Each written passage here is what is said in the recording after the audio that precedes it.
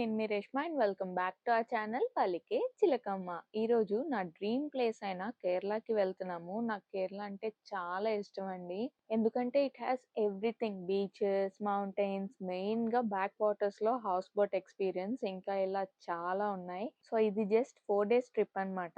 ఇప్పుడైతే early morning 4కి ఎయిర్‌పోర్ట్‌కి స్టార్ట్ అయిపోయాం. మా ఫ్లైట్ ఏమో 7కి ఉంది. హైదరాబాద్ టు కొచ్చి ట్రావెల్ చేస్తున్నాము. 4కి స్టార్ట్ అయ్యామంటే ఏ టైంలో లెగిచామో మీరే ఆలోచించండి. ఎర్లీ మార్నింగే కదా, ఎయిర్‌పోర్ట్‌లో ఎవ్వరు ఉండరని అనుకున్నాం గానీ, అస్సలు కాదండి బాబు! ఎంతమంది జనాలున్నారో. అప్పుడు రియలైజ్ అయ్యాం, శబరిమల వెళ్ళే వాళ్ళు కూడా చాలా మంది ఉంటారు కదా! సో మేబీ అందుకే ఇంతమంది జనాలు ఉండుండొచ్చు అని. నా లైఫ్‌లోనే ఫస్ట్ టైమ్ చెక్ ఇన్ అవ్వడానికి ఇంత టైం పట్టడం. కాకపోతే మా నమస్వితో ట్రావెల్ చేయడం వల్ల చెక్ ఇన్ అండ్ బోర్డింగ్ టైమ్‌లో చాలా హెల్ప్ అయింది. ఎందుకంటే మనం గాని 2 ఇయర్స్ లోపు ఉన్న కిడ్స్‌తో ట్రావెల్ చేస్తే మనకి ఫస్ట్ ప్రిఫరెన్స్ ఇస్తారు. బోర్డింగ్ టైమ్‌లో, లగేజ్ చెక్ ఇన్ టైమ్‌లో ఏ లైన్‌లో ఉండాల్సిన అవసరం లేకుండా సెపరేట్‌గా మనల్ని ఫస్ట్ పంపించేస్తారు. సో అదన్నమాట సంగతి. అండ్ ఇంకో మెయిన్ విషయం ఏంటంటే 2 ఇయర్స్ లోపు పిల్లలతో వెళ్ళినా సరే మనం వాళ్ళకి కూడా టికెట్ తీసుకోవాలి. బట్ వాళ్ళ టికెట్‌కి ఫుల్ ప్రైస్ పడదు. జస్ట్ 1500 అలా టాక్సెస్ మాత్రమే చార్జ్ చేస్తారు. కిడ్సే కదా, వాళ్ళకి అక్కర్లేదు అనుకోని వెళ్ళిపోయామంటే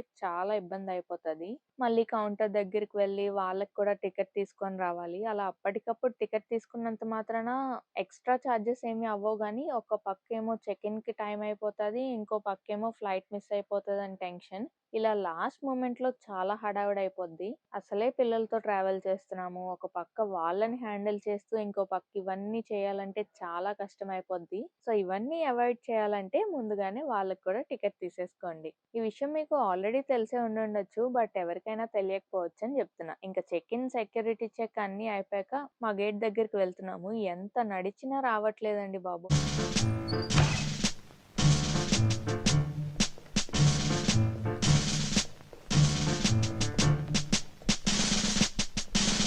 ఆల్మోస్ట్ 15 మినిట్స్ నడిచాక అప్పుడొచ్చింది మా గేట్. ఆ మూమెంట్‌లో నాకైతే 'మల్లేశ్వరి' మూవీలో డైలాగే గుర్తొచ్చింది.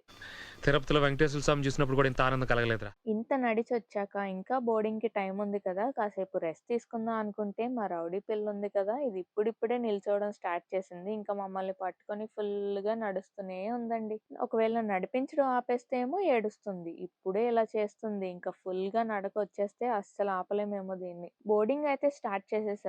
బస్‌లో తీసుకెళ్తున్నారు ఫ్లైట్ దగ్గరికి. వింటర్ కదా, అసలు మంచు ఎలా ఉందో చూసారా? ఇది మా నమస్విది ఫస్ట్ ఫ్లైట్ కాదండి. ఆల్రెడీ వైజాగ్ నుంచి హైదరాబాద్‌కి వచ్చినప్పుడు ట్రావెల్ చేశాము. అప్పుడైన ఎక్స్‌పీరియన్స్ ఏంటంటే టేక్ ఆఫ్ టైమ్‌లో ఫీడింగ్ ఇవ్వకూడదు. ఎందుకంటే పిల్లలకి చోకింగ్ అవుతదేమో అని. మా నమస్వి ఏమో ఫీడింగ్ లేకుండా పడుకోదు. బాబోయ్! దానివల్ల టేక్ ఆఫ్ టైమ్‌లో చాలా ఇబ్బంది పెట్టేసింది. సో ఆ ఎక్స్‌పీరియన్స్‌ని మైండ్‌లో ఉంచుకొని ఈసారి మాత్రం ఫ్లైట్ ఇంకా స్టార్ట్ అవ్వకముందే దీన్ని పడుకోబెట్టేయాలని ఫిక్స్ అయ్యాను.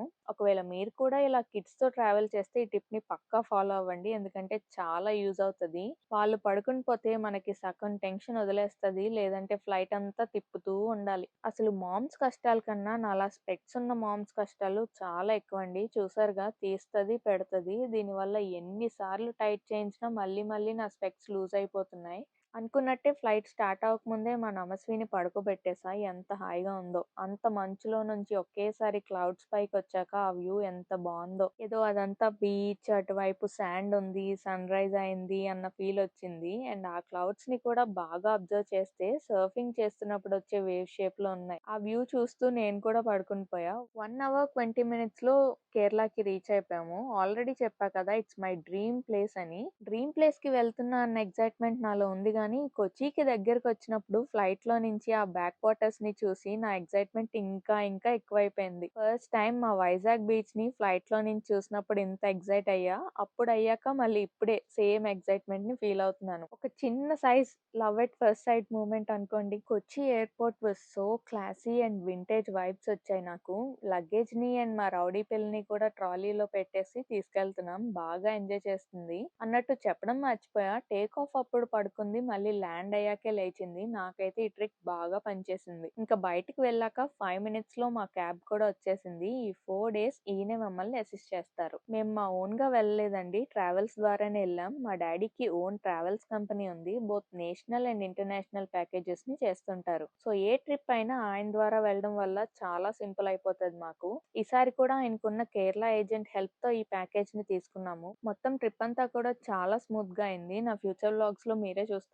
ఒకవేళ మీకు ఎవరికైనా కావాలంటే మా డ్యాడీది అండ్ ఇక్కడ కేరళలో మాకు హెల్ప్ చేసిన హేమ గారి డీటెయిల్స్‌ని డిస్క్రిప్షన్‌లో ఇస్తాను. ఇంట్రెస్ట్ ఉన్న వాళ్ళు కాంటాక్ట్ అవ్వండి. సో ఇంకా కార్ ఎక్కగానే మేమైతే మంచి టిఫిన్ షాప్‌కి తీసుకెళ్ళమన్నామండి డ్రైవర్‌కి. మంచి కేరళ స్టైల్ బ్రేక్‌ఫాస్ట్ చేయాలని ఫిక్స్ అయ్యాము. సో ఫ్యాన్సీ ప్లేస్ అక్కర్లేదు గానీ టేస్ట్ బాగుండే ప్లేస్‌కి తీసుకెళ్ళమన్నాం. అడిగినట్టే ఫ్యాన్సీ కాకుండా టేస్ట్ బాగుండే ప్లేస్‌లో ఆపారు. వెళ్ళినప్పుడు మా నమస్వి పడుకుంది. సో ఫ్రీగా ఉండాలని ఇలా ఉయ్యాల తెచ్చిచ్చారు. ఉయ్యాల్లో హాయిగా పడుకుంది. మేము కూడా హాయిగా తిన్నాం. అసలు ఇప్పటివరకు వెళ్ళిన రెస్టారెంట్స్‌లో హై చైర్ అవైలబిలిటీ చూసాను గానీ ఇలాగ ఉయ్యాల కూడా అవైలబుల్‌గా ఉండడం అయితే ఇక్కడే చూసానండి. Appam with chicken curry try చేసాం. చూడ్డానికి మన దోసలాగే ఉంది. బట్ టేస్ట్ అయితే మాత్రం తియ్యగా, పుల్లగా మిక్స్డ్ ఫ్లేవర్స్‌తో చాలా బాగుంది. వర్త్ ట్రైయింగ్ అనిపించింది. ఇంక మేము తినడం అయిపోయాక అక్కడే హాట్ వాటర్ అడిగి ఇన్‌స్టంట్ బేబీ ఫుడ్‌ని ప్రిపేర్ చేశా. ఈ ఇన్‌స్టంట్ బేబీ ఫుడ్‌ని నేనే ఇంట్లో చేశా అండి. జస్ట్ హాట్ వాటర్ ఏస్తే చాలు ట్రావెల్ అప్పుడు యూజ్ అవుతదని.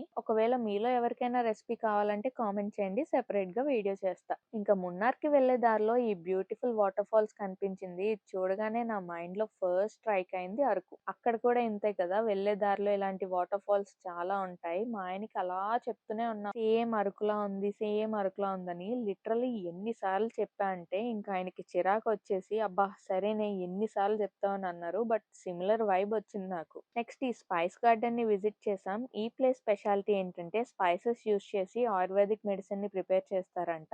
ఈయన మన తెలుగు వాళ్ళే అంట. సో అన్నీ కూడా దగ్గరుండి ఎక్స్‌ప్లెయిన్ చేశారు. ఓకేనమ్మా ఇదన్నీ ఏదైనా కోర్స్ అమ్మా ఇది చూడమ్మా సఫరం అంటే కోర్స్ ఏం లేదు కొన్ని రోజు అప్లై చేసి వెళ్ళిపోతే అప్పుడు ఆపుకోవచ్చు ఇదంతా కోర్స్ వాడాల్సింది 6 మన డ్రై గ్లూసల్ మెల్ట్ అయిపోతుంది ఇదమ్మా సరసయాకు చూసుకోవాలంట సరసయాకులు అంటే బ్రహ్మి మెమరీ పవర్ కన్ను పవర్ కాన్సన్ట్రేషన్ పవర్ దిమాగ్ వేరే బుర్ర పెరిగింది టెన్షన్ పోయింది అన్నీ అదే మనం సరసయాకులు అని చెప్తాం ఇదమ్మా బృంగరాజ్ ఇదే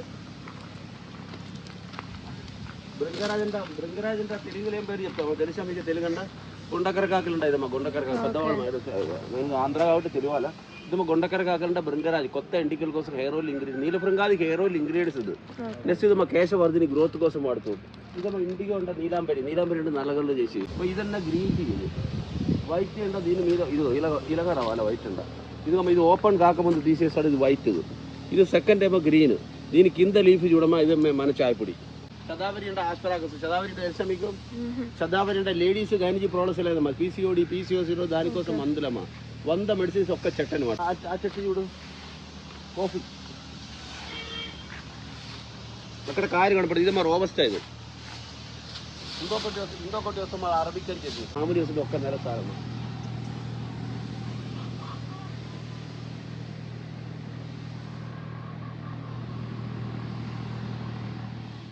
ఇలా ప్రతి ప్లాంట్ గురించి అండ్ వాటి బెనిఫిట్స్ ఏంటి, దేనికి వాడతారు అని ప్రతిదీ ఎక్స్‌ప్లెయిన్ చేశారు. మొత్తం అంతా అయిపోయాక వాళ్ళ స్టోర్‌లోకి వెళ్ళి మనకి ఏం కావాలనుకుంటే అది కొనుక్కోవచ్చు. ప్యూర్ ఆయుర్వేదిక్ ప్రొడక్ట్స్ అంట ఇవన్నీ. మేమైతే మా అత్తయ్యకి మోకాళ్ళ నొప్పుల కోసం ఆయిల్ తీసుకున్నాము. అండ్ అలాగే డెలివరీ అయ్యాక నా హెయిర్ కూడా చాలా ఊడిపోతుంది. సో అందుకని నాకు కూడా ఒక ఆయిల్ తీసుకున్నాం. ఈ ఒక్క బాటిలే అరౌండ్ 3000 అలా ఉంది రేటు. ఆ రేట్ చూసాక తీసుకోకూడదని అనుకున్నాను.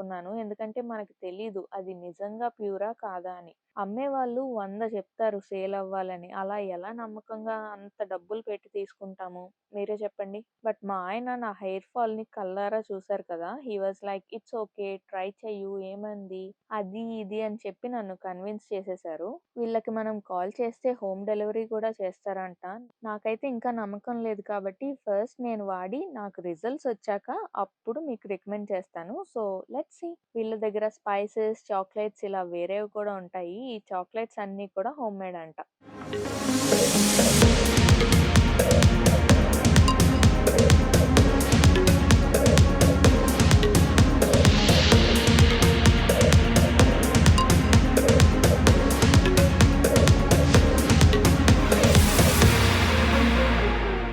నెక్స్ట్ వెళ్ళే దారిలో కొన్ని యాక్టివిటీస్ చేయడానికి ఆగాము. Like zip line, giant swing, rope riders ఇలా అన్నమాట. ఎప్పుడో ఒక వీడియో చూసా అండి. లైక్ ఇన్‌స్టాగ్రామ్‌లో ఎవరో మామ్ తన బేబీని పట్టుకొని జిప్ లైన్ యాక్టివిటీని ట్రై చేసినట్టు. ఆ వీడియో చూసినప్పటి నుంచి నాకు కూడా మా నమస్వితో ట్రై చేయాలనిపించింది. బట్ నా బ్యాడ్ లక్. ఇక్కడ అలా బేబీతో చేయడం అవ్వదన్నారు. It's okay. ఫ్యూచర్‌లో చేద్దాంలే అని లైట్ తీసుకొని ఈసారికి అందరం రోప్ రైడర్‌లో వెళ్ళాం. పర్ పర్సన్ 600 చార్జ్ చేశారు. But trust me worth trying. అక్కడి నుంచి ఆ టీ గార్డెన్స్ వ్యూ చూస్తూ అలా వెళ్తుంటే చాలా బావుంది.